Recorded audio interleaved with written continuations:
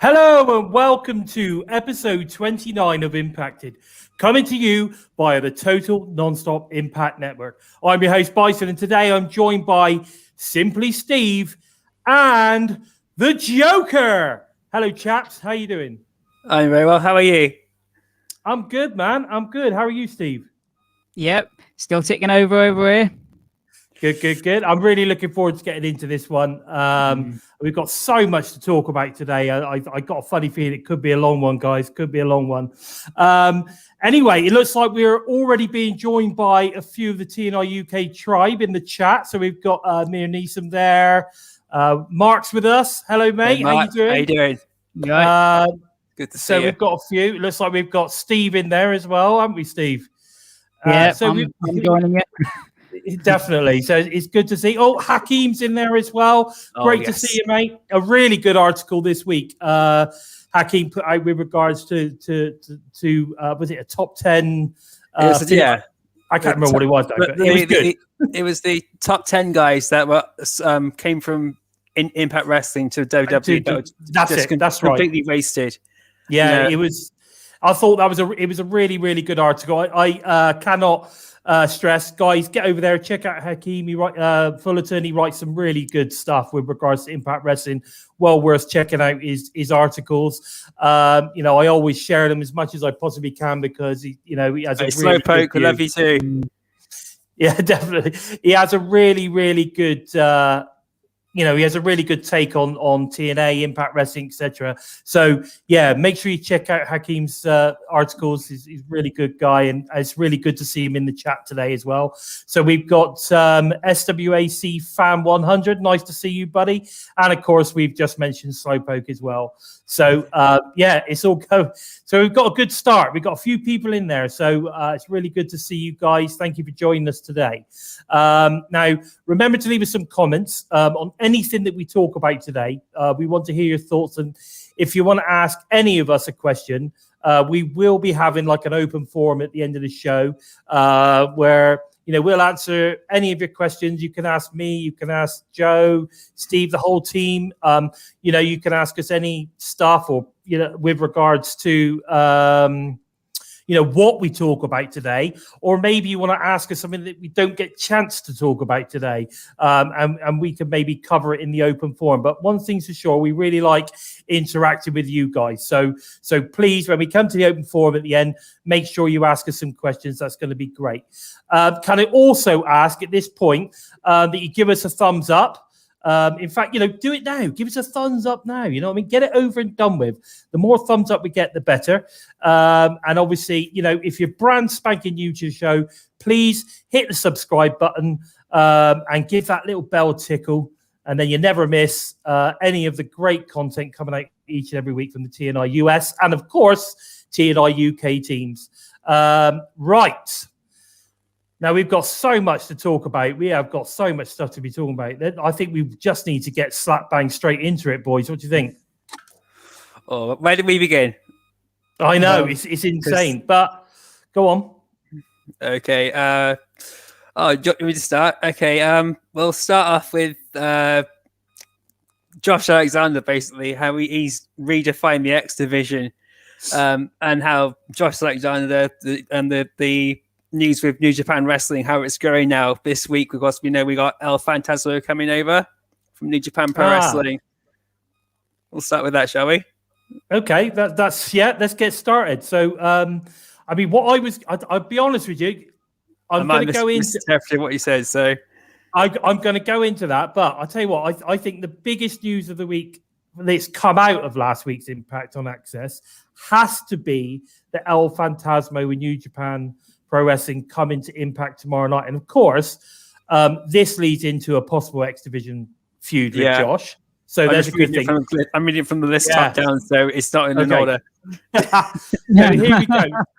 So let's talk about that to start with. So what are your thoughts on El Phantasmo coming this week on Impact from New Japan, Joe? I'm amazed. I've never really heard of him. I've obviously heard of the Bullet Club, and I've known his name from there, but I've never seen him wrestle a match before. But I know, like, Taiji Ishimori was someone he's worked with quite a lot of. I mean, although Ishimori was in Impact for a while, and Kenny Omega knows him. Loads of people know him. The Young Bucks know him. Chris Jericho knows him. And I'm pretty sure some of the guys on Impact know him. So this is going to be interesting. And I'm pumped to see another guy from New Japan come in after we saw what Finjuice can do. Yeah, without doubt. I think Finjuice have been fantastic. And I think, some of the reasons that New Japan are working with Impact is got to be to get some of their guys airtime in the US, so that when eventually we do potentially get them on a network somewhere, these guys have got exposure, and people are going to go, oh wow, El Fantasmo, Finjuice, blah blah blah, etc. We want to watch these guys. So I'm pretty sure that that's what this is all about. It's giving them that US exposure, and I think it makes a massive difference to everything. Now, that said, we're talking about the X division, and assuming El Fantasmo is coming for the X title, we had an awesome match between champion Josh Alexander, Ace Austin, last week on Impact. What were your thoughts on this matchup, Steve?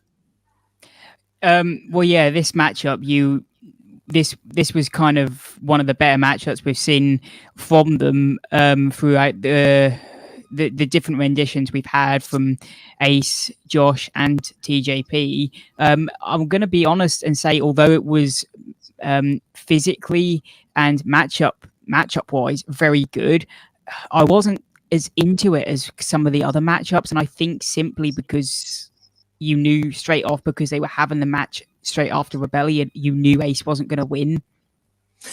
Okay, what about you, Joe? What are your thoughts? Yeah, I have to agree with Steve on the last point, that the match wasn't as overwhelming as it should have been because because it was so soon after Rebellion. But I must say, for me, Josh Alexander has had at least 3 of the top 5, probably top 10 matches of the year. And all 3 of those have been in the last 3 weeks of Impact Wrestling, from the match with TJP, the match at the Rebellion, and this match with Ace Austin. They were all absolutely off the charts. And Josh Alexander has reinvented the X division how I wanted to see someone do it since Brian Cage had held the title. And it's just back to anyone who can do anything is good enough to hold this title. It's not all high flying maneuvers and that. And he pushed Ace Austin to his limits again in this match. Yeah, I think they bring the best out of each other. That's for sure. I think we had a great showing from both guys. And again, I think the proof is in the pudding with regards to Impact and the trust that they're putting in Josh, in the sense that, if you think about it, the last couple of pay-per-views, he's pretty much opened the show. Yeah, definitely. Yeah, and to me, this match, there was a great moment with commentary, because there was a top rope move, I think, from Ace, and I'm not sure he quite hit it flush. He caught Josh, I think, a bit too low, but commentary sold it like that's exactly what he meant to do. Yeah, no, exactly. And I think it all worked out perfectly. Yeah. And again, it made it out that it wasn't a fluke or anything like that, because you can always, at the end of the day, you can always use that excuse. Well, he didn't beat me in a one-on-one. Well, actually, now he did, so now you've got that legitimism, it's legitimized win. He is now the fully fledged X Division champion. I couldn't be happier for that, because I think Josh is a great guy, outside, inside the ring, whatever. I've been lucky enough to interview the guy, and I do communicate with him regularly. He's a top lad, and I think he's going to be an amazing X Division champion. Now, interestingly enough, that leads us a little bit more with regards to Josh, because obviously he also tweeted out this week about X Division and British Invasion legend Doug Williams. Now, is this a matchup we might want to see in the future? Because recently, obviously, Doug has announced he's coming out of retirement. I know that he's definitely set to do some UK dates, which is exciting stuff. I know that I'm going to be checking out where that's going to be, because I want to go and see Doug perform again. Is there a potential that we could see Doug Williams turn up to face Josh Alexander in some sort of kind of X Division matchup. I don't think it'd be a championship match, but it certainly could be a pretty cool matchup. It may be one of these Impact Plus specials. I don't know. What do you think, guys? I think it's very, very likely. I mean, he's tweeted this about Doug pretty much as soon as he started using the Chaos Theory. True. That's very true, actually. Yes, you're right. What about you, Joe? What do you think? Yeah, I read the message from Josh Alexander. He's Doug Williams is mentor, is one of the guys he looked up to while he was training to go through the X Division and that. So he's someone he's got a lot of respect for, and he's actually called him to come into Impact Wrestling and wrestle him there in the ring. So yeah. I think we could see him especially if travel permitting in that from the UK to the US goes ahead. We could definitely see him go to Impact Wrestling and have a couple of matches there. And I'm all for that. I'm all for seeing British talent back in Impact Wrestling again, because it's been a while, and it'd be a way to build the bridges between the UK and the US audience a bit more. Not that not saying that Impact's deserted them. It's just that everyone feels a bit alienated at the moment. Yeah, no, I think so. I think obviously with the fact that we've not got Impact on a channel, on a UK channel at the moment is kind of, a little bit frustrating for the UK fan base. What I will say is though, guys, at the end of the day, all you've got to do is go to the website and you can watch it for free from 3 a.m. on a Friday. Yeah, I mean, the bottom line is, we can watch it. We can watch it. I watch it every week at 3 a.m. I actually set my alarm and I get up and I go and watch the show because, I love it that much. I'm crazy dude like that. But the bottom line is, at the end of the day, you can see it in the UK. So, there's stop getting all upset about it. I'm sure the Impact are trying to get it back onto a UK channel. And I'm sure in the coming months, especially if we start to see more UK talents being able to travel, there is a potential that we could start getting a few UK guys turn up on Impact anyway. We all know that Scott D'Amore especially is a big fan of the UK scene and a lot of the UK talents. And he had stated in the past that he would love to see more UK talents turn up on Impact Wrestling in the future. And again, that helps with the lead into a potential UK tour. If you've got those talents starting to appear, then you could potentially have a UK tour. It's got to be the way to go for sure. It's got to be the way to go. But fingers crossed we see Doug turn up. I think it would be really good. The guy is an absolute legend.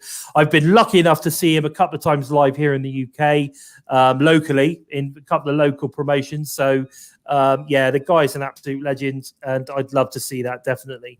Now, moving on a little bit with El Fantasmo coming to Impact. It was awesome to see more this week with regards to the AAA partnership, with Black Taurus winning the Latino Americano Championship, and of course Deanna Perazzo challenging their women's champion Fabi Apache. Now, what I'm seeing here is the female version of a belt collector here, and I'm sorry, as far as I'm concerned, Impact's bout machine is Deanna for me, 100%. And what could this lead to? Could we start seeing more coming in, for instance, like Vikingo maybe, making his return to Impact Wrestling? What are your thoughts on this situation, Steve? It can go two ways, can't it? Like you say, we could have the female version of Omega with Deanna, or there's a chance it go the other way and Fabi Apache could win it, in which case Impact could then have all their titles by the X Division and the women's tag team titles held by another company. You honestly think do you think they're going to let that happen? I don't know. What do you think, well, Joe? They're talking about building kind of relationships with other companies, and you look at it and think, well, there's a chance that kind of, obviously in the long-term storyline, obviously they're going to win them back. But yeah, it's an interesting storyline where you look at Impact and think, God, Impact's really kicking themselves in the foot. They've lost all their titles, but obviously it's a long-term storyline where they're going to have them all back, and obviously this is going to lead to hopefully all these other wrestlers coming from other companies into Impact when we go over there and take them back. Okay, what about you, Joe? What do you think? I think it's first of all, congratulations to Black Taurus. Crazy Steve and Rosemary were already very quick to spread my response to that match around, which is really great to see. Deonna Perazzo taking on Fabi Apache. I think this is going to be awesome. Deonna Perazzo has really proven herself that, even in Hakeem's article, she was one person the WWE really did let down completely, and she has knocked it out the park since she's come to Impact Wrestling, showing just how good she actually is. And going on to what if the championships do slip out of Impact hands? That is playing into Booker T and Eric Bischoff's criticism of how things are going at the moment. They're both saying, if Kenny Omega gives the title back now, Impact Wrestling have got no direction. They don't know where they're going. Well, if Impact Wrestling makes themselves deliberately look weak by losing all these belts and then coming back stronger, it's long-term storytelling, as Steve was saying, and it's just something that these critics aren't taking on board, or just don't seem to want to take on board. I'm seeing guys like Bischoff and Booker T, and I'm reading comments on this online. Everyone complaining about the fact that there seems to be no direction with everything at the moment. Deonna Perazzo is setting a direction now by going through AAA, like Taya Valkyrie did, like Tessa Blanchard did. They went through Impact Wrestling and through AAA and became multiple champions there and spread out everywhere else. And Deonna Perazzo is doing exactly the same thing, and she's going to build more bridges with guys in Mexico and other places a lot more smoothly. I'm gonna put my spin on this. I understand what you guys are saying, and I think it would be very interesting to see how it panned out if all of a sudden she lost her title as well, and all the big titles end up out of Impact's hands, and the story would be kind of how we end up getting them all back. I guess over a long time period. Yes, no, I get that definitely. However, I don't believe Deanna's going to lose. I think it's going to be the other way. I think Fabi's going to take. Yeah, I think it's going to be the other way. I'm just being hypothetical. Yeah. I think Deanna's definitely gonna win that at some point. Now, where could we? My thought process is this: could we see Deanna go to? There's another option here. Could we see Deanna go to AAA? Lose that title, end up with a rematch at Slammiversary to win it back. Yeah. But things like that, that's long-term storytelling and long-term planning. It's things that all these critics just don't seem to want to take on board. And you'd expect more professional attitude from Booker T and Eric Bischoff, and even they're not giving Impact the benefit of the doubt. And do you really expect more professional attitude from Eric Bischoff? No, I don't. But you expect he'd learned his lesson by the time WCW collapsed.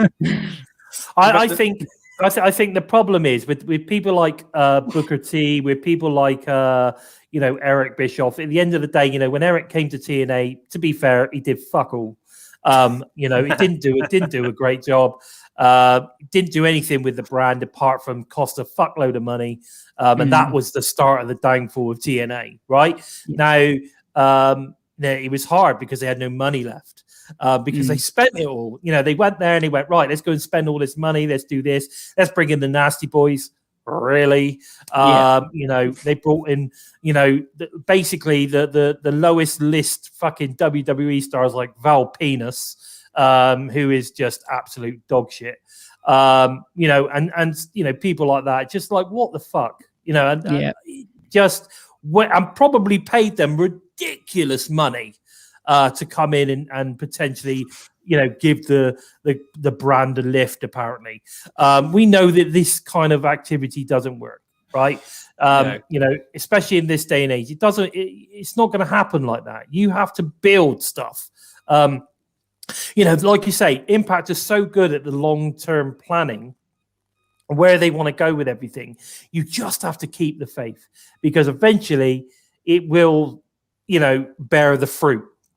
I think that's the key. It will definitely bear the fruit in the end. You just have to keep that faith, keep going. And like Critical Sting says, there is an end game to this. This is not, let's see where we go with it. And, let's just give away our titles to people with no thought of how this is going to, come back to us and all this kind of stuff. No, this is set in stone. This has been long time in the planning. And we are definitely getting the result. I think, the viewership's going up. Everything's improving. I saw some stuff on Twitter the other day where people all of a sudden are now starting to say that Impact Wrestling is their favorite promotion. These are things that we need to see happen. And I honestly believe that the stuff that's going on at the moment is creating so much intrigue because it's never been done before. We finally found something that's not been done before. And I think that is, and it's amazing. You just have to bear with it because we're going to get there. Hopefully having these connections, you'll have fans of Impact see something with all these connections, think, hopefully blend over to New Japan, blend over to AAA, or fans of AAA blend over to Impact, blend over to New Japan, and vice versa. Every company will grow together. Yeah, exactly. And it's not going to be such a big thing if a big New Japan Pro Wrestling star signs with Impact for a year and then they go off and sign with somebody else or whatever, and because they know that regardless of whether they sign for a particular brand, they can still it's almost like a busman's holiday, isn't it? You start with one brand and then you branch off for a little holiday in Japan for a little bit, but it's a working holiday, and then you head off, down to Nashville, or you go off to Florida. Do you know what I mean? Wherever, or you go down to Mexico, or wherever it is that you end up traveling. I think it's I think it works. I think this is going to be an amazing thing for the wrestling industry moving forward. And we've still got some of the European promotions that could get involved in this as well. Once everything starts opening up, are we going to see a couple of UK promotions that start becoming sort of kind of attached to Impact and AEW or anything like that? Who knows? I mean, there's a couple in Germany. There's a couple. There's Italian ones. There's loads of different promotions. I'd like to see some of the African or the promotions in India. Get involved in all of this as well. I mean, how cool would that be? I just think it would be really cool to see all this kind of stuff moving forward. Now, what I wanted to say also was last week we had Scott D'Amore address the locker room about obviously Rich Swann losing the title to Kenny Omega. We had a 6-man number 1 contender match set up for Under Siege. So far, we've got Sami Callihan, which is a bit controversial there. We've got Chris Bay and Matt Cardona. And this week, we've got some matches set to make up the final 3 places. So we've got James Storm versus Moose. We've got Chris Sabin versus Rhino. Of course, we've got the incredible Trey Miguel versus Rohit Raju. Now, Steve, who do you think is going to take up the final 3 places out of these matchups? Personally, I'm a little bit disappointed with the Moose and Storm one because I would have loved them to both be in the 6-way match. I wish they were fighting or going against someone each, but you've got to go with Moose in that one. And then I think I'm going to go with Rhino against Sabin, and then. The last one, Rohit and Trey. I think I'm going to go for Trey. It's going to be interesting. It's going to be interesting to see Trey and Sammy in that match. Yeah, definitely. I gave my prediction that as soon as I saw what the card was next week, Steve just pretty much nailed it too. Moose is going to beat Storm. I think it's going to go Rhino beating Sabin, especially after that promo from Violent by Design. Failure is not an option, and they're now on their last leg. So if they fail this time, something nasty is going to happen. So Rhino better not fail or else. And I think given how Rohit managed to give Chris Bay the win last week, and I saw the promo from Jake something today. Hey, he's now calling out Rohit Raju, and their friendship is now completely dissolved professionally. It's now personal. So I see Jake something's going to come out, tell about his fair play. Trey's going to win, and we might even get a match between Rohit Raju and Jake something for Under Siege, which is what I'm really hoping we see. I want to see these two guys beat the shit out of each other. Like they recently had a match on AEW together, and that was awesome. I want to see them go to that level on Impact Wrestling, and I've already handed my invisible steel chair to Jake something, and he's already accepted it with a thumbs up. Fantastic. Now I'm going to go on this one. I'm similar to you. It's going to be Moose. I'm actually going to go Saban on this one rather than Rhino, because I still feel. I mean, Rhino's still got the call your shot gauntlet thing going on there. So I'm going to go Saban. And again, I'm going to go Trey over Rohit, because I think you're right. I think we've got something brewing with regards to Jake something there for Rohit. So he's going to have something there to do anyway. And yeah, I mean, it's going to be Moose. It's got to be Moose. It'll definitely Moose. So to me, I'm a little after watching that main event, I was sort of like a bit disappointed Moose is in the tournament now. Because really, it kind of determines, like, you kind of know he's going to win it, right? Do you though? Well, maybe not, but to me, there's a great story to be told with Sammy and Eddie. I think. Yeah, you could have Sammy. You could have Sammy win the 6-way, and then you could have Eddie pin Kenny at Under Siege, setting up like Eddie and Sammy getting their rematch, redemption kind of again for them interfering in that match kind of thing, and then you got the two Impact guys. See, yeah. I still feel that we're going to have Eddie and Sammy teaming. I honestly believe there is a your friend of your enemy, is type scenario going on. They put everything aside. So I think that's where they're going to end up going. I think that was set up, wasn't it? Yeah. You looked at Sammy Callahan's feed, and Eddie Edwards is calling out everybody. There's a Batman and a Joker symbol there, and at Under Siege we've got Finn Juice and Eddie Edwards versus the Good Brothers and Kenny Omega. So that'd be a great match. So that's why Eddie Edwards isn't in the 6-man scramble. You wanted it, Joe, didn't you? Oh V-Trigger versus Boston Knee Party. V-Trigger versus Boston Knee Party. I want to see the Good Brothers and Omega get their asses kicked, and then I want to see Eddie Edwards and Kenny Omega 1-on-1. And guys in the chat, let me know who do you think is going to prosper, the V-Trigger or the Boston Knee Party? Yeah, definitely. Let us know. We'd be interested on that one. Now, I think, like I said, I'm not sure Moose is going to win. The thing is here is I think if we're talking long term, Moose can't win this. Yeah, I understand that, but then if Moose keeps losing, then everyone's going to start getting uproar. But is Moose losing in a 6-way? He's not really, is he? This is the best way, unless he's pinned. I was going to say, have they said it's a 6 men in the ring and first pin gets it, or is it like a gauntlet like we saw that X Division match? They haven't actually. Have they said? I don't think they've stated that. I don't think they've stated that.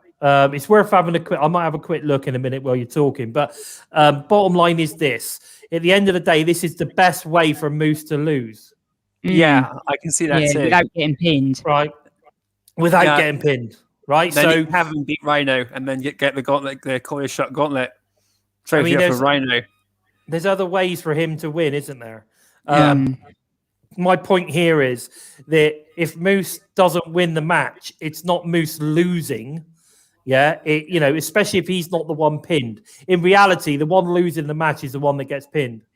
Yeah, the other wild card is Sammy Callahan. If Sammy Callahan doesn't win this match, he's technically not losing as well, because he's coming for that title one way or another, regardless. Because people just won't see him coming. So, but if Moose isn't going to win this match, I think Sammy Callahan is, and Yeah. that's going to be awesome. Sami Callihan versus Kenny Omega is going to be absolutely amazing because Kenny Omega has been in a hell of a lot of death matches. So to see those two go together, oh God! If you guys think some of the stuff that Moxley's done over the years is insane since he's come, especially since he's come to AEW, and what Sami Callihan and Eddie Edwards have done to each other, you put Omega and Callihan together, lights out, and give them as much space as possible. Yeah, definitely.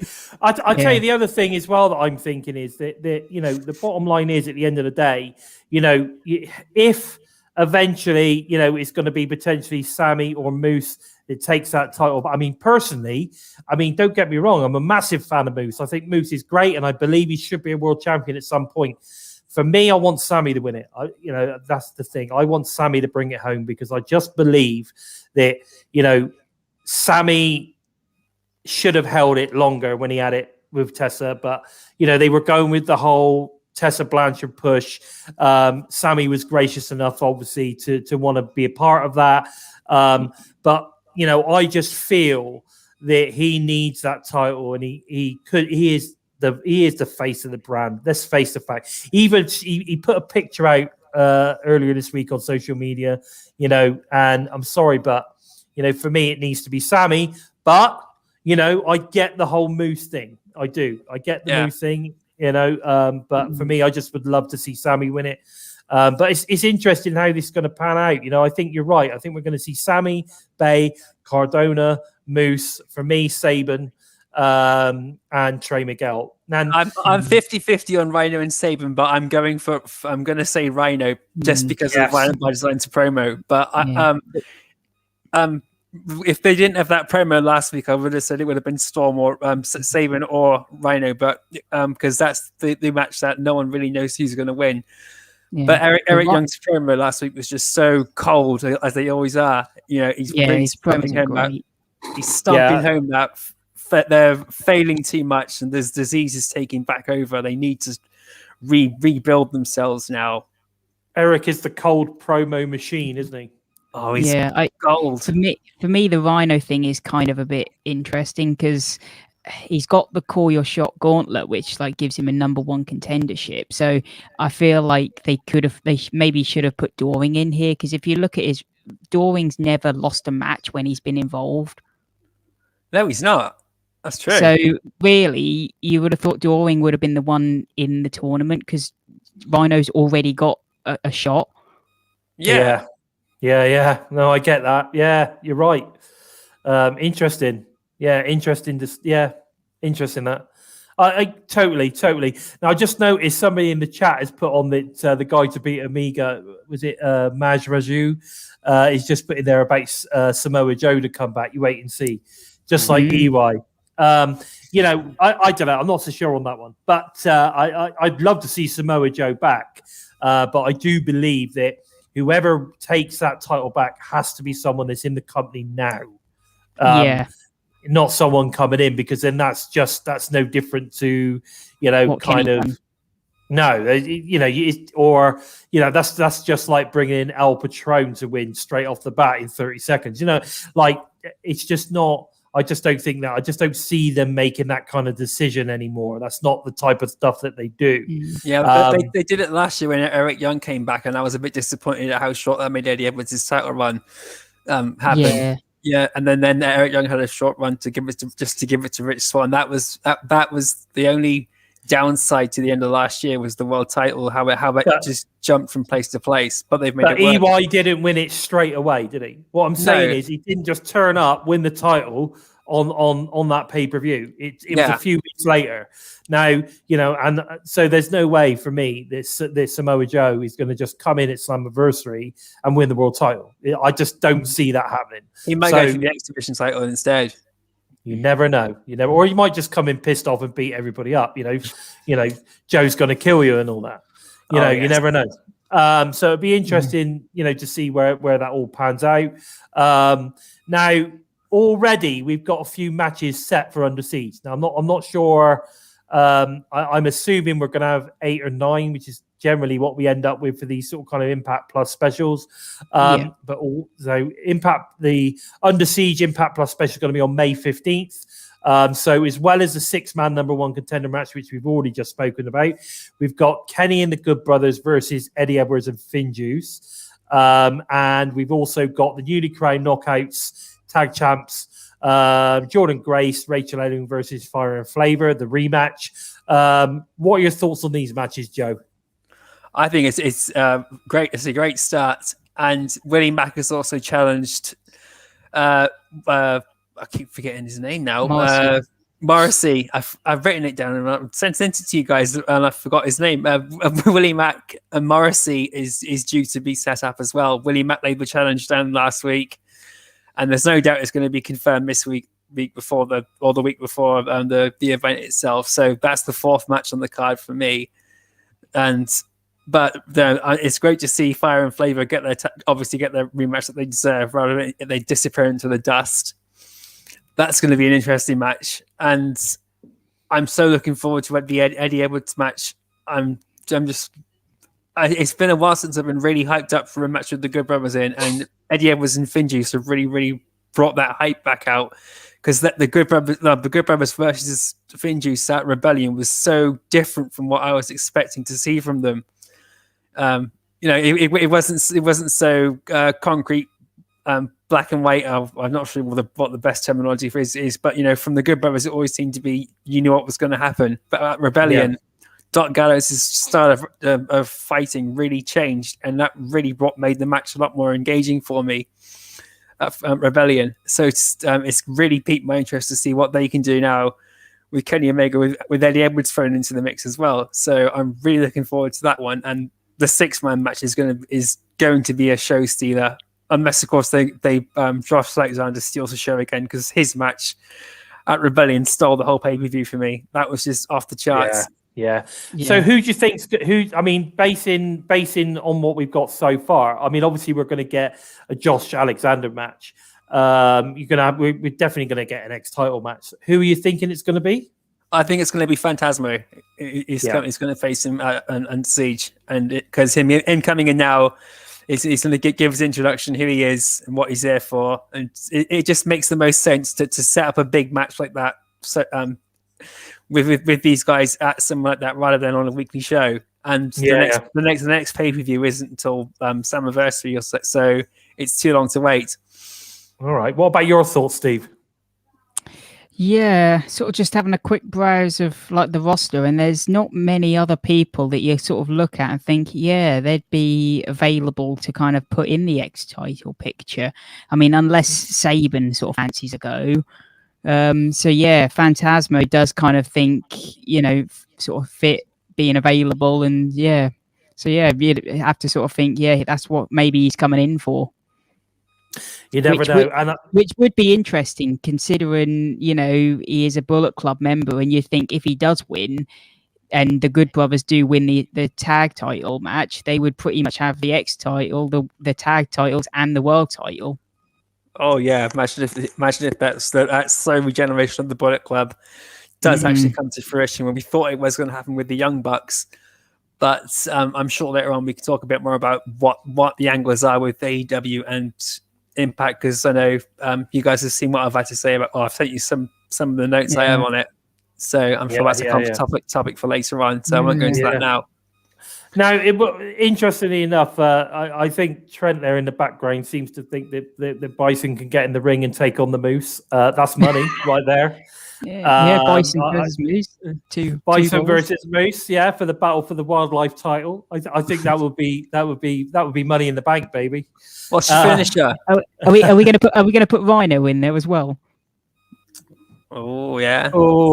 Rhino, Bison, and Moose. The 3-way scramble. That would be interesting. That would be one hell of a matchup. Go for the Wildlife Championship. It would be interesting. My finisher. What could my finisher be? The Bison Bomb. Oh yeah. Yeah, baby. The Bison Bomb. That would be from the top.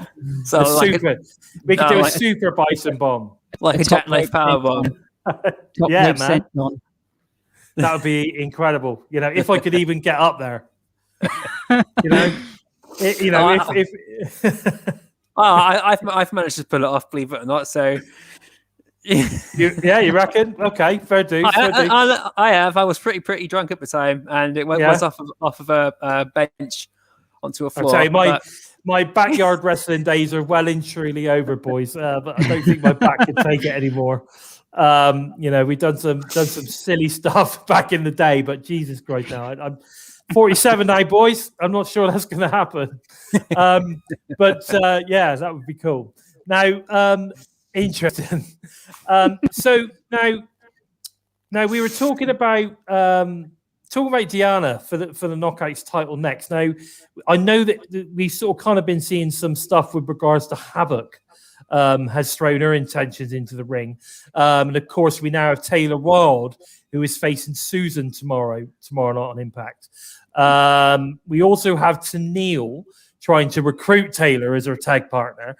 I mean, what are your thoughts on what's going on here? Who do you think Diana's going to face at Under Siege at this moment, Steve? At this moment, I think that she's going to face Havoc. I think that's where it looks like it's going, because I think Taylor's gonna have her hands full with Kimber, Susan, and maybe even Tenille. And I love Taylor's reactions to everything Tenille's saying. She's just like, I'm not interested, get out of my way. That's interesting. Yeah, I don't know. I just have this funny feeling we are going to end up with some sort of kind of tag team with Tenille and Taylor. I don't know. I hope not, because for me, I think Taylor needs to be gunning for that championship. That's my thought. I think you put Taylor and Diana in a ring, it's gold, mate. All day long, that is gold. Yeah. Both fantastic. I hope this tag, like her searching for partners, is going to hold out until Slammiversary when the Iconics turn up and she thinks, you interested? Yeah. And they're like, yeah, okay.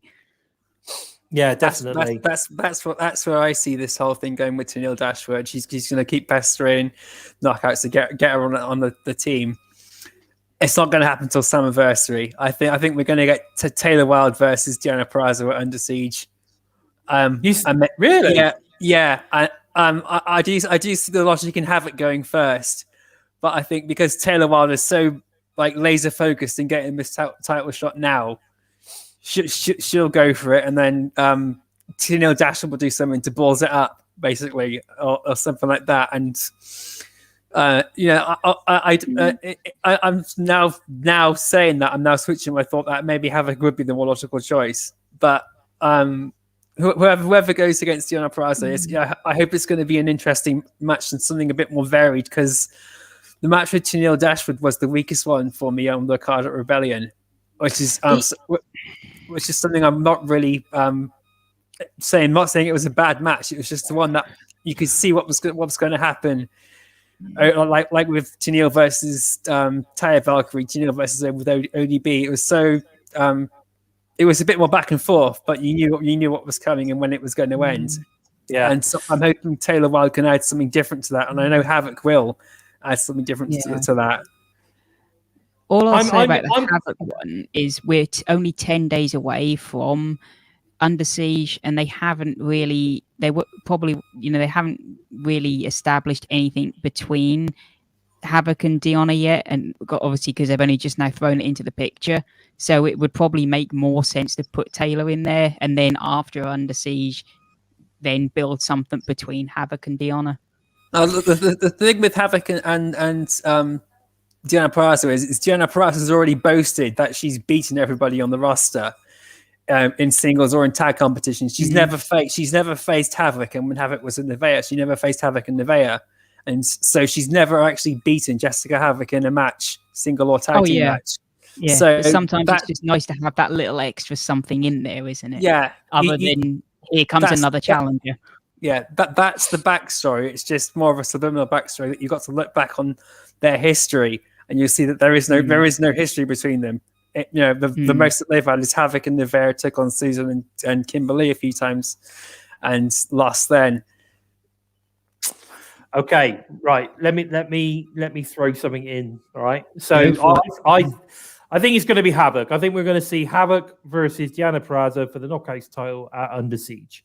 I think it's way too early to throw Taylor into this, and I think Taylor is more of a draw potentially for, say, I know a Slammiversary match. I'm going to go with Taylor Wilde versus Diana at Slammiversary, so that they've got that time to really build Taylor back up. So we've got, you know, to be in a true contender for that title.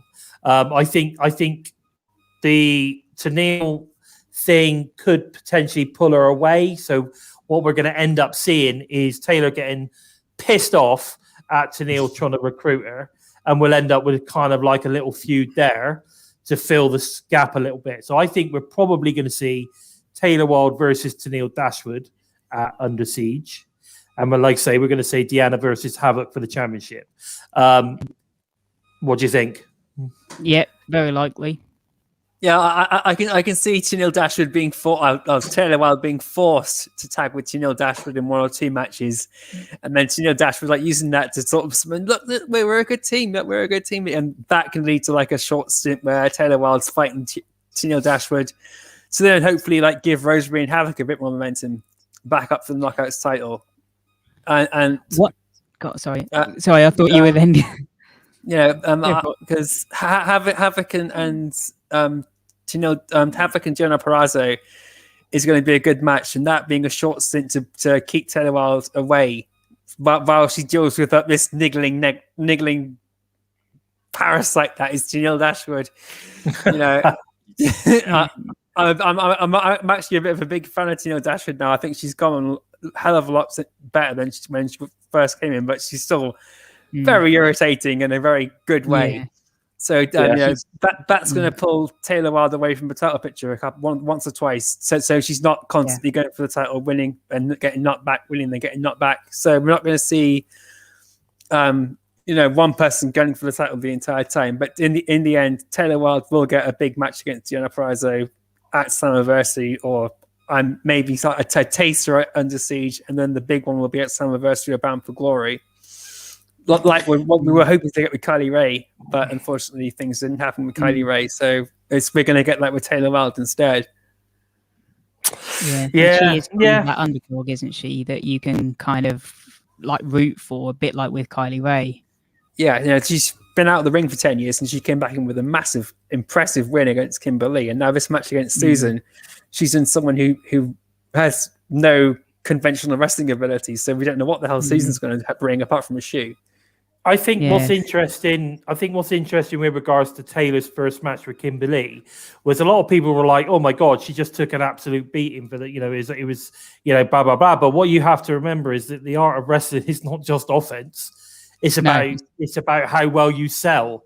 And one through that at Rebellion. And for me, Taylor sold like a pro, and that is the thing. She sold like a pro, and she took her opportunity to take the win. Definitely. Simple as that. I enjoyed that match so much because of that. Taylor Wilde didn't come in and dominate, and Kimberly has been needing to have a really strong match for a while. So this was a good way to really put her over as well. So Kimberly getting the loss wasn't a bad thing. She didn't look weak losing the match, and then of course we got Susan coming in to beat down everyone, which just added that extra tension to everything. And it's good that Deanna Perazzo let them both go off on their own as well. So she's obviously doing it to just watch her own back, and we all know that. But she's not there taking eyes off of Kimberly. It's just Kimberly and Susan, so they're breaking them apart slowly. That was kind of an interesting. Do you know what I think is? Do you know what I think is really great about this discussion, guys? Is we've literally been talking about the female knockouts division for the past 20 minutes. And do you know what? It fully deserves the time that we give it, because I think our knockouts division is that good. The talents that we've got, and it's only going to get better in the coming weeks and months. I think we're going to see some new talents coming in. I really, really want to see Killer Kelly, and I think as we start to open up, I have a feeling she's coming. She's coming to Impact Wrestling. A lot of the stuff that I see on her social media and stuff, she's definitely pro Impact. She shares a lot of Impact stuff. She's constantly sharing her Impact picture. It was obviously taken at the set tape, and she was at recently. So, you know, I want to see, definitely want to see Killer K. I think she's awesome. She's the female version of Kurt Angle, in my opinion.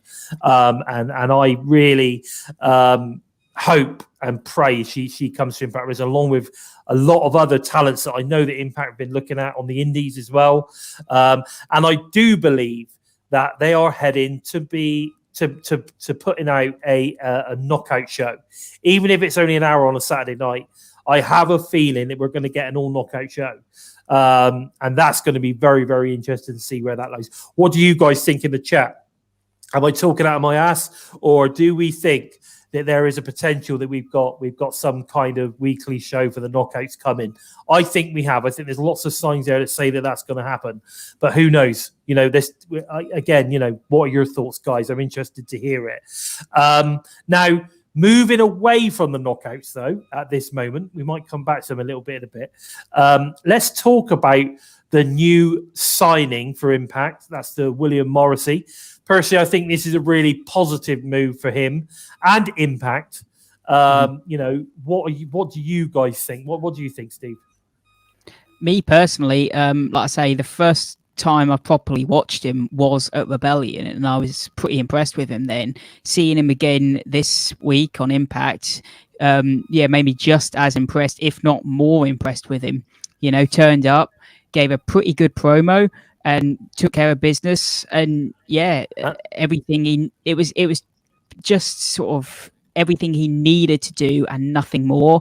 And you could tell this is a future champion. Yeah, I think so. I think so too. I think there's definitely potential in there with him. What about you, Joe? What did you think? I was so excited to see him come back at Rebellion. I was not expecting that at all. I wish you guys could have seen my face. My jaw dropped and hit the bloody floor when Eric Young brought him out. I saw the highlights and that before I watched the pay-per-view, and that was like wow. But when I watched the pay-per-view itself and saw how it all unfolded, oh my God, it was just amazing. And then like Steve said, he came out to the ring. His promo was just clean cut, you know, exactly to the point. What he's actually here to. Why he's here, why he's coming to Impact Wrestling. He's now officially signed with Impact Wrestling too, guys. And the match, you know, he kicked Sam Beal's ass, as we would expect a guy coming in to do. It was clean, it was quick, you know, it didn't drag out, and we saw his two main signature moves. He's got the East Coast Crossing, and that massive big boot which he made famous in the WWE. But the East Coast Crossing, that massive slam, that was impressive to see him do back to Willie Mack, and then just see how he could do it. You know, that was awesome. And then he had this huge jackknife powerbomb on Sam Beal. That was awesome as well. So he's got a good set of big moves in his arsenal. Not just his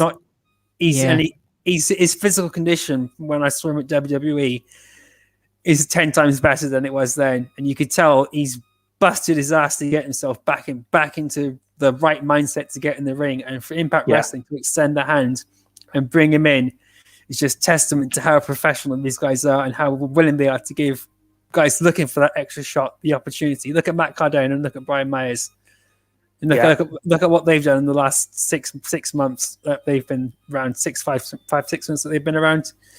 You know, they've reinvented themselves that quickly, and it's only the same way for Morrissey. And welcome to Impact. I think, in fairness, I mean, we've not had a dude of that kind of size. I don't remember anyone of the kind of size of Morrissey in recent years. And I, for one, there's one criticism a lot of people give is that we don't have enough big men. We don't have enough big hoss men, right? We've got a lot now. in recent months, we've seen Doring come in. We've seen, William Morrissey come in. We've got Jake something who is an absolute hoss as well. So, the bottom line is we've got some big dudes. I mean, who's the other guy? We've got Madman Fulton. I mean, we've got Madman Fulton. Is big. Hernandez is big. Shearer. Yeah, we've got some big guys now. So it's going to be interesting to see where that all goes. You know, I agree with Maj Raju there in the chat about Aiden Prince. I've been championing Aiden Prince ever since I saw him for the first time. Yeah. Fantastic talent, and he would be great in the X division, definitely. Now, you know, I think this is a good sign. I think it's a positive thing. I think it's well documented that Big Kaz, William Morrissey, as he's now known, has had some issues in the past. And I think, you know, he's obviously gone away. He's worked on everything. You know, he's got himself in the gym. He looks like he's in the best shape of his career. I mean, you know, even when he was in NXT, etc., he was never in this kind of shape. So he looks like he's got himself in his best shape of his career. He clearly has been working on his promo stuff, because that was always something that let him down. Because I thought his promo was really good. I don't know. I think there's a lot of potential in here for this guy, definitely. And and again, Impact is the land of opportunities. So that, you know, you come to Impact Wrestling, you get that second chance, and Morrissey's getting that second chance that he deserves. And speaking of opportunities, like we said, they're giving Sam Beale an opportunity again. So they're obviously seeing something in him. Yeah, he's going to be one of these guys that's slowly going to get built up, like Kiera Hogan was. You know, he's going to be in the background for a while, but I do think Sam Beale might be an official addition to the roster, if not now, then in the future. You know, he's funny. Sam Beale reminds me a little bit of Pullman Jr. Brian Pillman. Yeah, Brian Pillman Jr. He reminds me a little bit of him. Now, you know, like just in the look, and of course he's a similar size. So, and again, not a bad person to sort of kind of, you know, put yourself together on. Great talent. I did find it really weird how during his promo and even during the match, and the same thing with EY, there was no reference to Sunday Night with coming out with Violent by Design. Morrissey came there just as a hired gun. He wasn't there. I thought he was there to join Violent by Design, but Eric Young said to him on the night that if you come here, you can prove to the world that you belong here. He didn't say, now looking back at it, he didn't say to Morrissey, you know, if you come here, you prove yourself, you're now a part of Violent by Design. He's done what EC3 did to Moose. He's set him on his path and let him go. And I think I think Morrissey could be like still be a backup to Violent by Design if they need him. But to have him go on his own is the best decision to go down. Yeah, I'd say that's what I was hoping they'd just have, like someone they could call on, but just to have him sort of not even reference like last Sunday I came in and, you know, someone bought, or even Violent by Design to say like last Sunday we had such and such come in, you know, and it was weird that it was like it never happened and we want to forget about it. It was very strange. Well, do you not think that his reference to bad people? Yeah, he was talking about he was referencing kind of like how the industry is full of bad people. He's just happy. He's just one that you know admits it, kind of thing. Yeah, that felt like a reference to a lot of different people. I suppose. His promo spelled it out perfectly. You know, he's washed his hands of everyone that's out the back. He's here to kick ass, and that's exactly what he's going to do. Yeah, I guess you're right.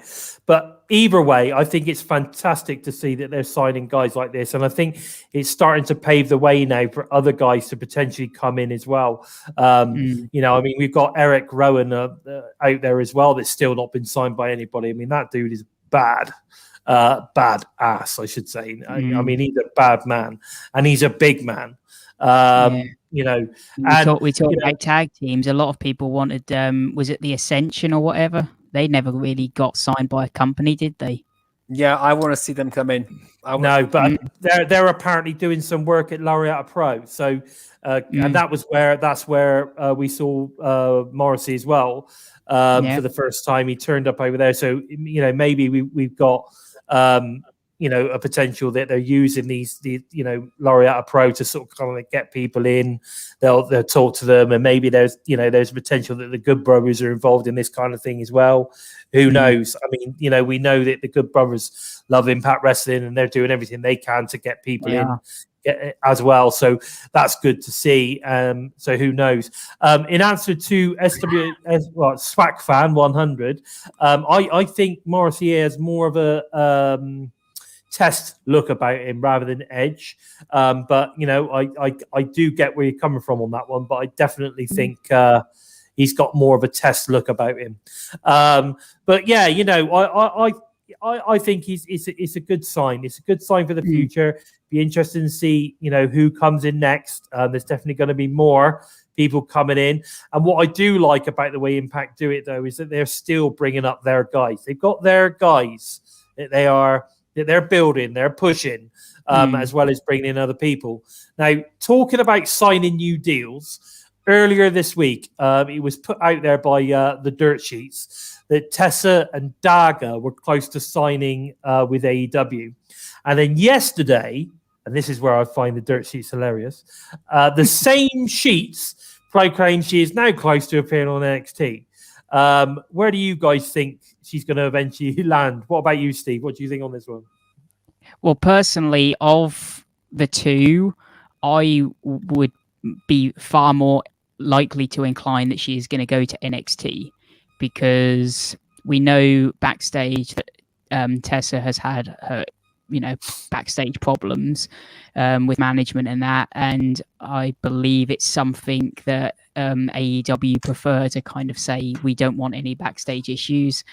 So yeah, with Tessa, you're going to get a few of them issues, whereas NXT, I don't think they're that worried about it. So of the two, I always thought she would, she would be more likely to wind up in NXT.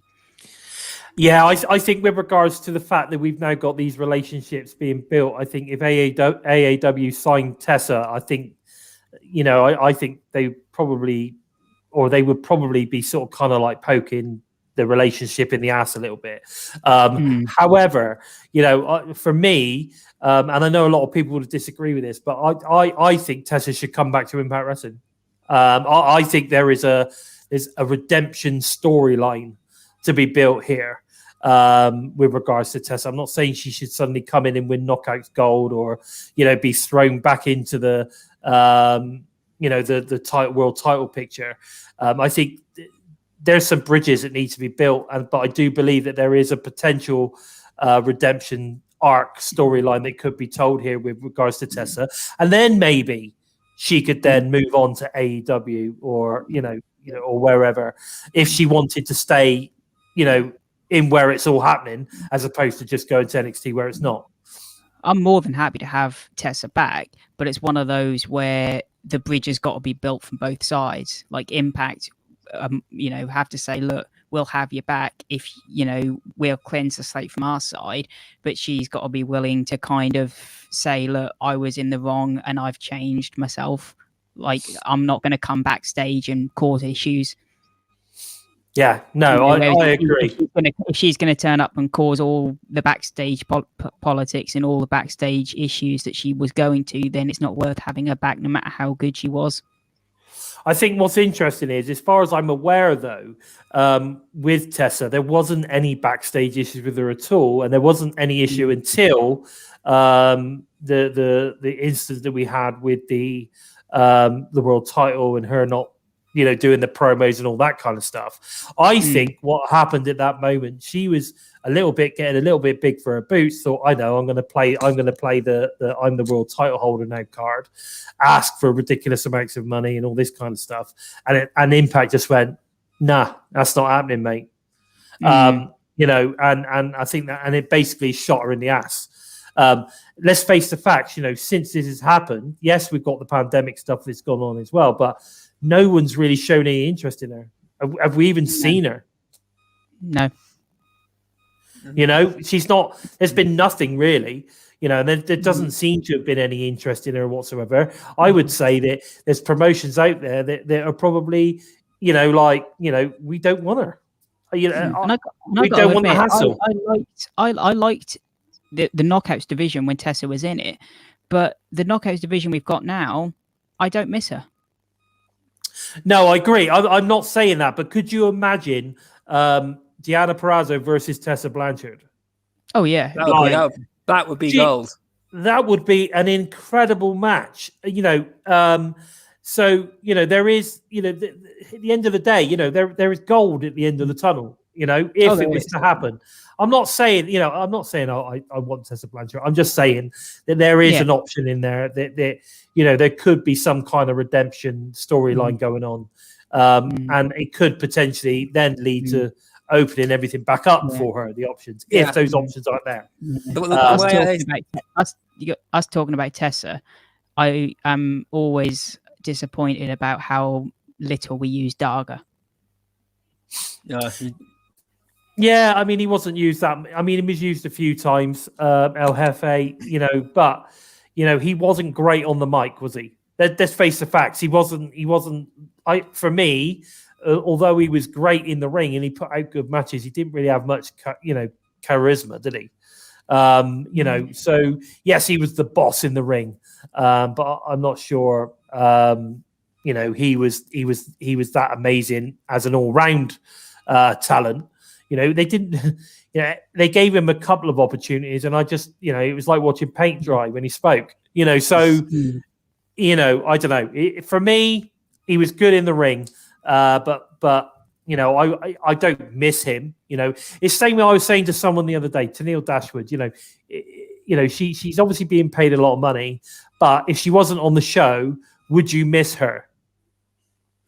No, that's a tough one. Now, I miss her a bit more than I did when she first come in, because I think I'm enjoying the character she's portraying. But if you were to ask me that when she came in and she just disappeared after the match with Taya Valkyrie, it didn't cross my mind. Martina Dashwood was still signed with the company until she came back. But with regards to Daga and Tessa Blanchard, if they wanted to build bridges again, the way I see it for them is the most likely they're going to go to AEW rather than WWE, and rebuild bridges with the rosters on AEW. Will probably be a bit more hostile to intolerance in that, but that would be the better place for Tessa Blanchard to really show that she is now a true professional, and it'll also give Daga a bit more opportunity there as well, I think. Although, yeah, but it's not AEW's roster that she needs to show anything to, is it? No, it's not Impact's roster. The issues were with promotions in Mexico and elsewhere. It was nothing to do with the roster on Impact, with Impact or with like AEW. It was so you don't think you don't feel that she screwed Impact over then? I don't agree with the way she acted, but her contract had officially run out while she was away, so she had to give the title back then, and the problems were there. And it was rather than giving the title back, she wanted more money then to sign on for the short term to then lose the title, rather than hand the title back because she couldn't get back because of the pandemic. That's everything went wrong. And yeah, but she was asked to do promos and all sorts of stuff, and she didn't do it. She could have come over for some that I don't agree with. I think that was unprofessional, and that's where the line was crossed. And even Scott D'Amore said it when Moose was challenging. When Don Callis was saying, "Oh, but Omega's not going to be here tonight." Don Callis said, Scott D'Amore said it. Then we've had problems with champions in the past, so that's like a reference there. We're not taking shit from anyone who's got the belt anymore. So no, I agree. So I don't agree with Tessa Blanchard's conduct, but I don't agree with everyone jumping the gun and not trying to take in all sides of the story. But exactly, if Tessa Blanchard wants to redeem herself in everyone's eyes, then go to AEW and build yourself up there. Or The trouble with AEW though is they don't know how they have a decent women's roster, but they just can't book women's wrestling. So Tessa Blanchard going there isn't going to change anything because they just don't seem to put them on the show. That's what I mean. Yeah. She's a good wrestler, but she'll still be booked like every other women's wrestler. So she's not going to change anything, and she won't be seen as a good wrestler because she won't be booked very well. Unless the plan to go there is about building it around her. Oh yeah, they might build it around her, but they still don't know how to book women's wrestling, so it still won't, it still be booked. It still won't be booked very well, sadly. Yeah. I got to say, Hakeem's made it very. It's brought up a point in the chat here. He said Tessa needs to just show that she's grown up and can act professional after the whole Impact exit debacle, and I totally agree with that. Yeah, like that's why shut the door there. Exactly, that's exactly what she needs to do. That's it. Yeah, I mean, I've been following her on social media. She's looking terrific. She's clearly been putting the work in, and ready to, if she's ready to come back, then great. I mean, there is obviously the option to sign with AAA, isn't there? Yeah, so. If she lives in Mexico, so there is a potential to sign for AAA. That would be interesting. And of course, if she does, then that also opens up the potential to work for Impact, work at AEW, work in New Japan. So you've got there's loads of ways it could happen in reality if it opens up. So it opens up the forbidden doors, as we say. Yeah, well, this is the dirt sheets are always focusing on AEW or WWE, so everyone's attention is detracted from everywhere else. Yeah, and it's almost like if you're a free agent, or your biggish name from the indie circuit or whatever, the only place possibly that they could sign would be AEW or NXT. Yeah, it's like that gets on my nerves. It's just. I don't know. It's just silly. It's just silly. Impact is now in there. You've got to start taking Impact seriously. Yeah, Impact's time has come. Cue the big lights and Susie coming to Su Young. Yeah, definitely. I agree.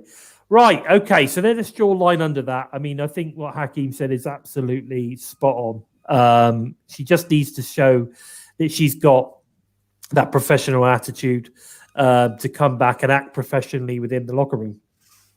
She's a great talent. She's got all the tools to be a 5-star female wrestling beast. And let's hope she does. I mean, I don't wish her any ill will. No, I don't. I want her to go out there and absolutely smash it because, I met her. I've had a photograph taken with her. She was perfectly lovely to me. So there you go. As far as I'm concerned, let's see if she can redeem herself. Fingers crossed. Let's just see where all that goes. So anyway, there's so much to talk about. But one thing is for sure, guys, is that the future is looking bright. It's very interesting on where we're going to go with it. Right now we've got the Impact, AEW, New Japan, and now it looks like AAA are really getting involved too. I'll tell you what. Let's open it up, guys. Let's open it up. Let's get an open forum. If any of you guys have got anything you want to ask us, if you want to ask me or you want to ask Joe or Steve or just the entire team, what exactly our thoughts on something maybe that we haven't mentioned so far tonight.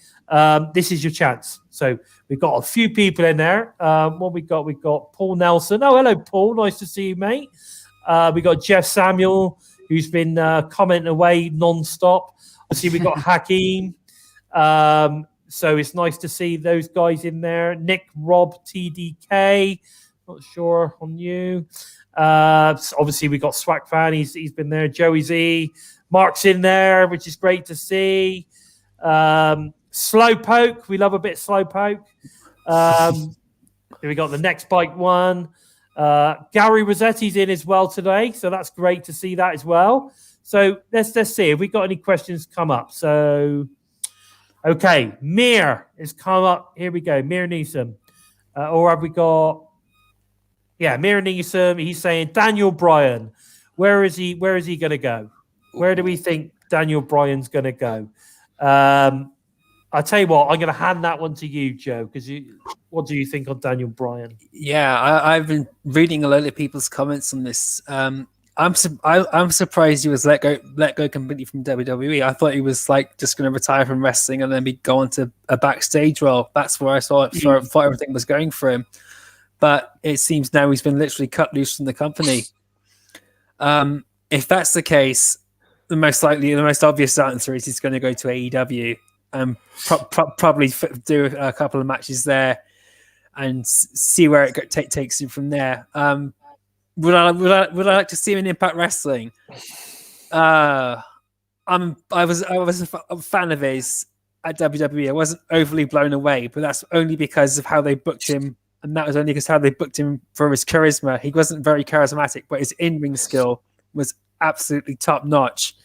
So if he was to come to Impact Wrestling, he'd need to reinvent his character, which he obviously will do if he leaves WWE regardless. So I'm really torn between where he should go. If he goes to either, I'm more than happy to watch him in either company. You know, at the moment, you know, the whole stuff that's going on with AEW and Impact Wrestling now has actually got my attention to finally start going back to AEW. I'm actually going to try and tune in tonight to watch this whole thing with that's going on tonight, just because Kenny Omega's there, and just to keep. I've been saying for a while, I want to keep track on what's happening with both companies, so now is the time to do so. Yeah, sure. But going back to Daniel Bryan, he's a hell of a talent and a hell of a wrestler. If he was to come to Impact Wrestling, everyone keeps saying they lack star power still. Right. Daniel Bryan, I can't remember. Bryan Danielson. Yeah, however he wants to put his name. Should he come to Impact Wrestling, that would be awesome. It would be really unexpected because my gut instinct is he's either going to go to AEW or he's going to try and renegotiate a backstage role like Kurt Angle has done with WWE. Okay. Here's my take on it. Before you say yours, Steve, I'm going to put this in here. Go for it. I think he's, like you say, I think he's probably going to end up at AEW. I'm sure he'll probably end up there. That's where the money is at the end of the day. However, if he was to turn up on Impact Wrestling, for me, that's a Kurt Angle moment. For me. Oh, definitely. Bryan Danielson is one of the best in-ring performers in the world, right? Without doubt. He is incredible talent. And for me, if he was to turn up at Impact Wrestling, it would be the Kurt Angle moment of TNA. Anyway, that said, Steve, what do you think? Yeah, like you say, if he did, it's one of those moments where it's a shame we didn't have fans in because it would blow the roof off. Like I say, I was shocked, like Joe was, that there wasn't a last-minute contract just to work a backstage role, and he was actually cut. I just looking through his history, and the only two things I could find were like he was briefly in New Japan, and he worked he was in Ring of Honor for quite a while. So that, you know, there could be a chance he does like backstage in Ring of Honor, maybe. Yeah, Ring of Honor was the other choice. I was thinking maybe he do what EC3 did, come do a short stint at another company, and then go and help boost Ring of Honor again and build the relationship between Ring of Honor and everybody else. Because EC3 seems to be building that relationship between Ring of Honor and everyone else, doing pretty well. And Daniel Bryan is another one who could do that because he knows the industry so well. From going from Japan, going to Mexico, he's been all over the world. So if he was to go to Ring of Honor or Impact or AEW, wherever he goes, he's got a hell of a lot of know-how that with WWE have just thrown away because they can. Yeah, totally. Well, I hope that's answered that one. Now, we definitely would like to see him turn up on Impact. I mean, the guy is incredible. So yeah, I think that would be pretty awesome for me. Now, this is probably one aimed at the biggest Jericho fan in the TNI-UK team. We've got a little question in there from Nick Rob TDK. What do you think about Jericho speaking on working with Impact? I know this is something that you put in there. I didn't put it in because it's not really Impact related as such, but I know you're a big fan. What do you think, Joe? Right. I've read some of what Chris Jericho's had to say, and I've also read about what Tony Khan and Scott D'Amore have had to say about this too. The Chris Jericho wanting to work with Impact Wrestling. At the moment, the big focus for everybody is Impact Wrestling going to have an invasion angle on AEW? And Chris Jericho commented on that recently, saying that right now it just doesn't make sense for it to happen. That Impact Wrestling have got too few guys to send over to AEW at the moment to take on the roster. Who are they going to pick to go from there without breaking the stories on Impact Wrestling? And who are AEW going to pick from their huge amount of talent, to go against them? How are they going to balance that out when they've got this? The big Impact versus AEW thing at the moment is Don Callis and Kenny Omega versus everybody. Yeah. And Scott D'Amore and Tony Khan have said in the past that at the moment, an invasion angle just doesn't make sense right now. Tony Khan is really trying to get everything back on track at the moment. Where, after a very, very hit and miss start to enter to the last year, Tony Khan now is trying to get things back on a bit of a better playing field, because the viewership from the start of their TNT role dropped right down through to December. So Tony Khan's trying to get that stable. Scott D'Amore's got Impact Wrestling stable.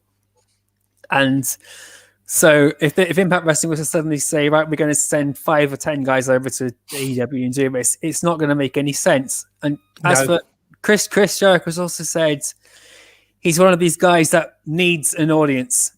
Like Matt Hardy, like Tommy Dreamer, they're guys that need an audience to feed off of if they're really going to make their debut or their appearance really shine through. When Matt Hardy came into AEW, there was no audience, and it was such a letdown when Matt. I was so excited to see Matt Hardy come into AEW, and I wish there was an audience there, because they would have gone batshit crazy.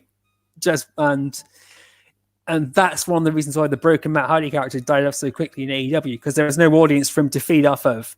It just didn't work. It didn't work for me. It just didn't work. So if Chris Jericho was to come into Impact Wrestling now, there's no audience for him to feed off of. He's one of these guys like Tommy Dreamer, like Matt Hardy, like there's quite a few guys you could name. He needs an audience to feed off of to really fuel his fire. Yep. MJF is another guy. If he was to come to Impact Wrestling now, there'd be no reason for him to do so, because there's no one there for him to run up apart from guys in the backstage, and that's just, it's not how he works. Totally. So I think I do believe it will happen. Yeah, I would. Not yet. I want to see Chris Jericho in Impact Wrestling. I really do. Even for one match, it would be amazing. We were all calling for it. Bound for Glory 2016, 2017, I think it was. We were calling for it when the Jericho Cruise was in formation, and Brian Cage and Sami Callihan got Impact Wrestling onto that cruise to begin with. That's where Jericho saw Santana and Ortiz for the first time and really got to know them very well. Yeah. So and of course we got Jericho's connection with Don Callis and Scott D'Amore as well. He built the bridges between them and Ed Norton. So Steve, yeah. you're never going to get a word in edgeways when we talk about Chris Jericho with Joe. Don't worry, I'm going to cap it off in a minute. Don't worry. But we got Jericho's number one fan over here. Yeah, Jericho has built a lot of bridges. He's a Jerichoholic with Impact Wrestling. We found the traitor. Yeah, the one thing he doesn't want to keep going. You're going to be on my list in a minute, right?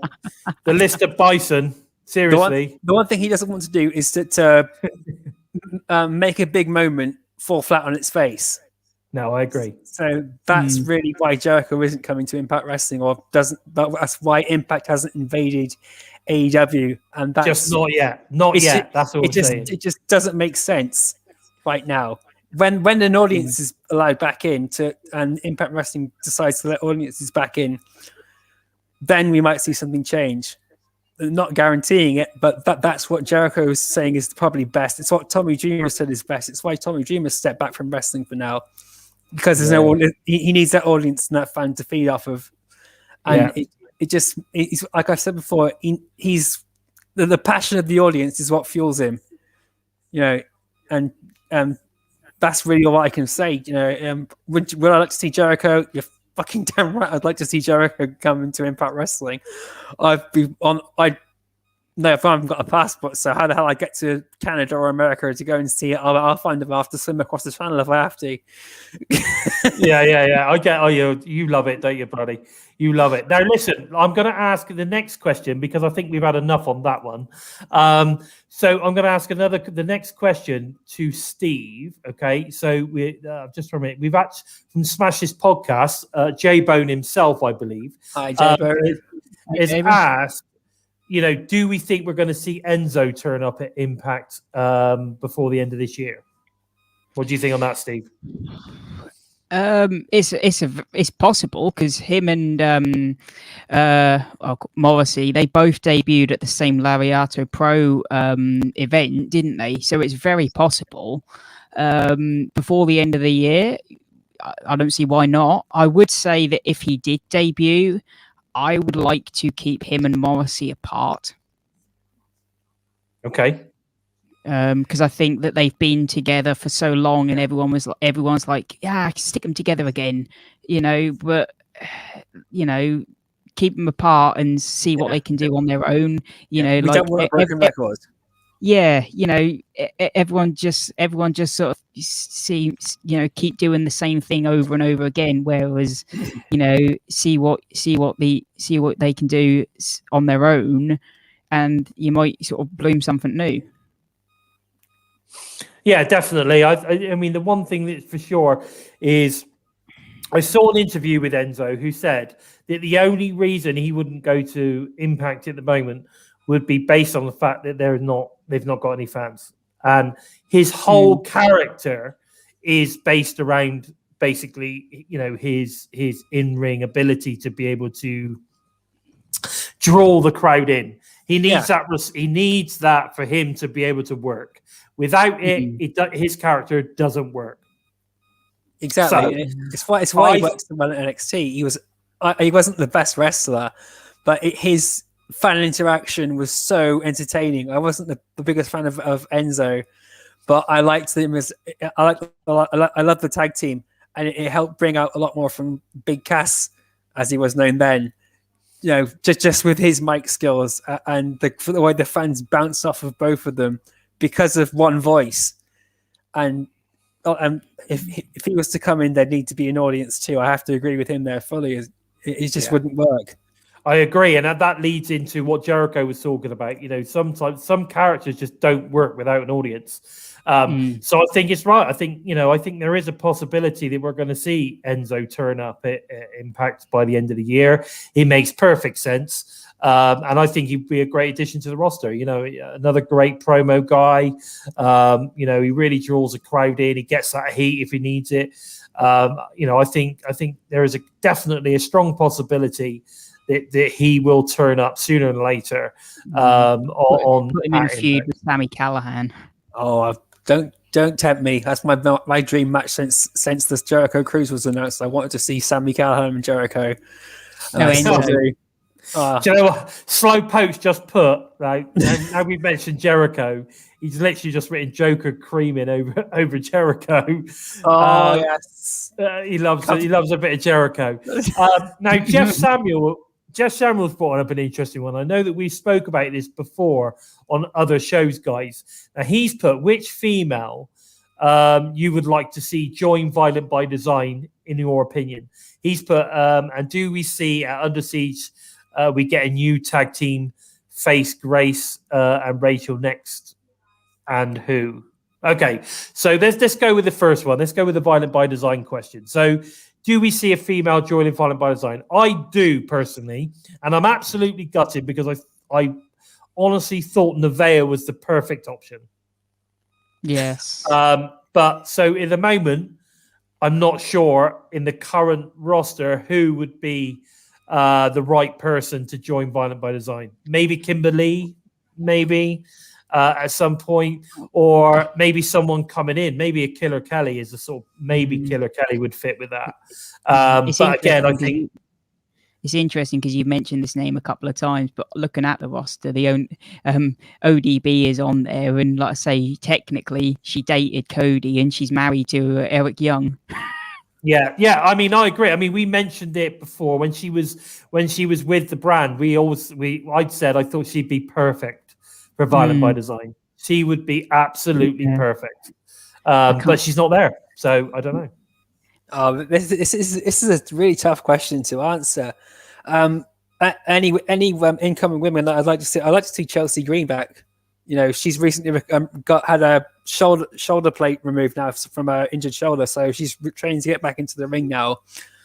And we got the Iconics coming in, who might be the next tag team to go for the titles, but that's further down the line. Ooh, and I don't see Chelsea Green obviously joining Violent by Design, but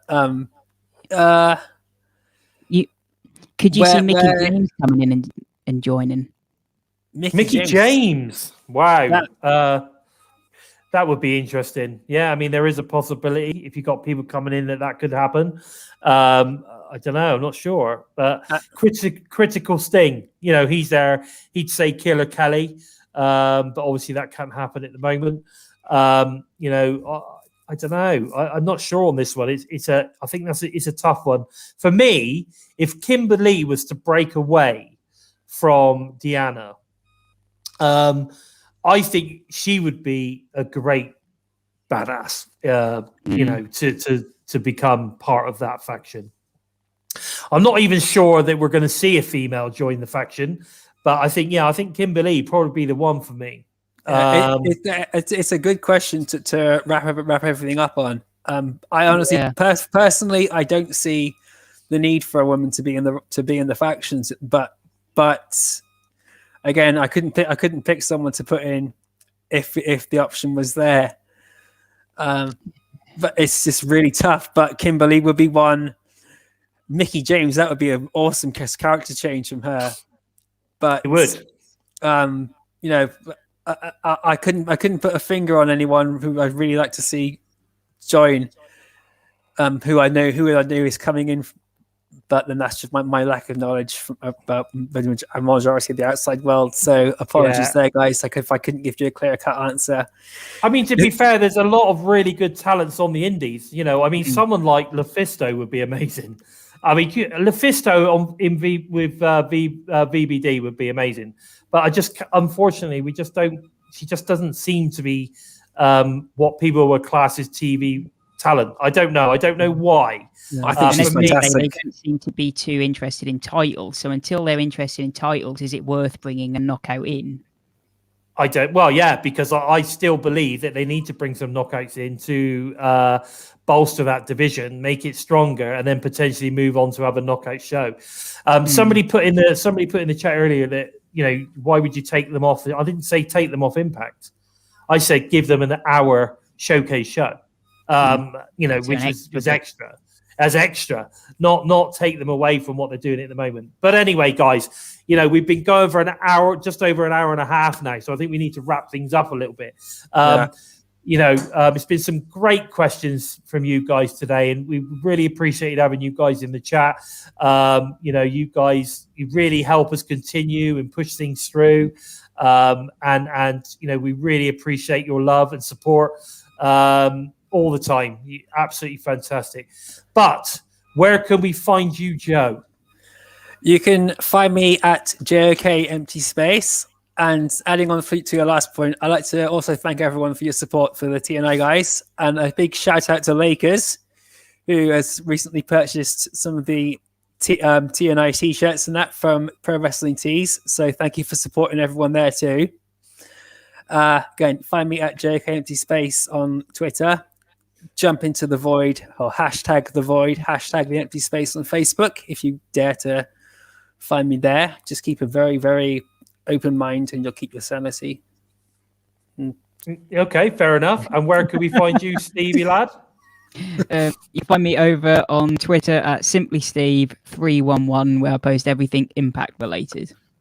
Fantastic. And if you're looking to find out a little bit more on the Bison, I'm very proactive on Twitter at LordBison45. And, you know, it'd be great. Give us a like, share all of our stuff. That'd be fantastic. Well, this has been basically, I think this has been our 4th live Impacted. I really hope you've enjoyed being a part of this one. Nice not to have any technical issues, mine this time. Yeah. Yeah, so basically, you know, it's been great having you guys involved, and I hope you've really enjoyed. We've enjoyed interacting with you as well today. I really hope you've enjoyed the show. With all that being said, my name is Bison. That has been Simply Steve, and that has been the Joker, and this has been episode 29 of Impacted. We are understood.